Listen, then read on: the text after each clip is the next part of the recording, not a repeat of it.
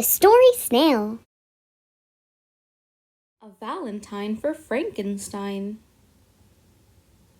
All over town, monsters were getting ready for the Valentine's Day bash, taking slime baths, teasing and tangling their tails, and sharpening their claws and fangs. In his castle, Frankenstein was getting ready too. He looked in the mirror. His skin was a ghastly shade of green. His head was an almost perfect square. His flower was droopy and near dead. Still, the other monsters all made fun of him. "Just the two eyes," said Smellabella. "No tail," said Werewolf. "He looks almost human."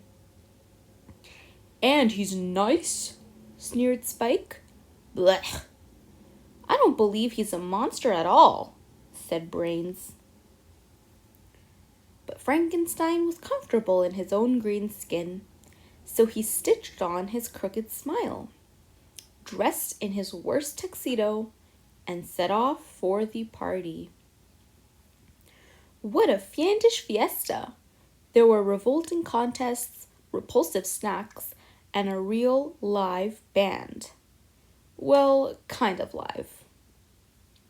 The cupcake decorating contest was first. Three-Eyed V made a cupcake called "This Icky Eyeball is Watching You." Wartina's creation had fungus filling and toenail frosting. Frankenstein made the grossest thing he could think of. He held it up to the judges and smiled. "You call that a monster cupcake?" Smellabella jeered. "No bugs, no slime, and glitter on top?" Three-Eyed V threw a cupcake at his face. "Bullseye," said Frankenstein. "Good aim, V." Next came the banana slug pie eating contest. Frankenstein was super speedy.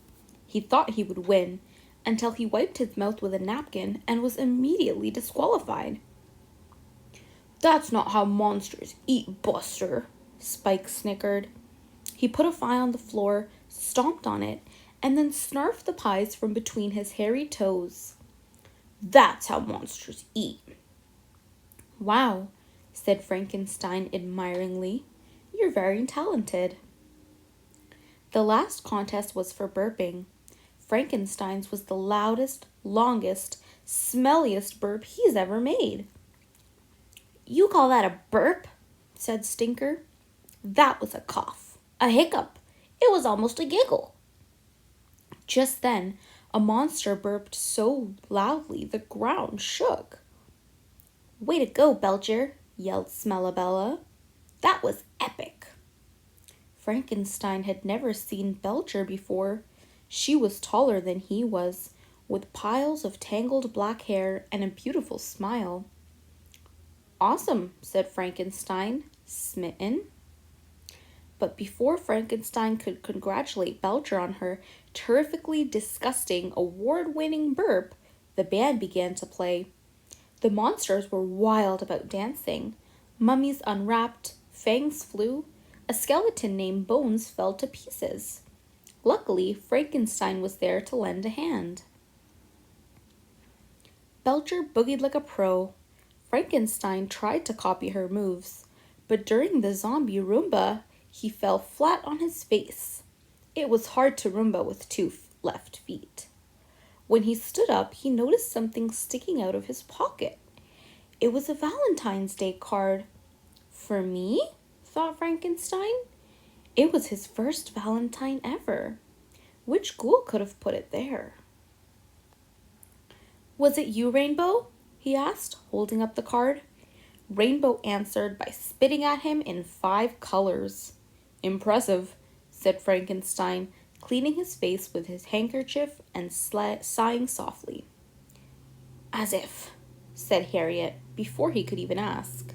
Then she removed her head and threw some purple glop at him. The soft glop didn't hurt, though his feelings did. "Still, cool color," Frankenstein managed to reply.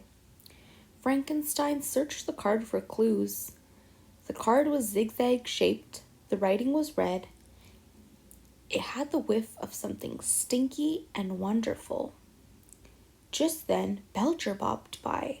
She had red marker in her pocket. She had a zigzag stripe in her hair. She had a wonderful, stinky smell wafting off her. She had to be his secret Valentine. Frankenstein tapped on Belcher. She turned around and let out a deep and awesome burp.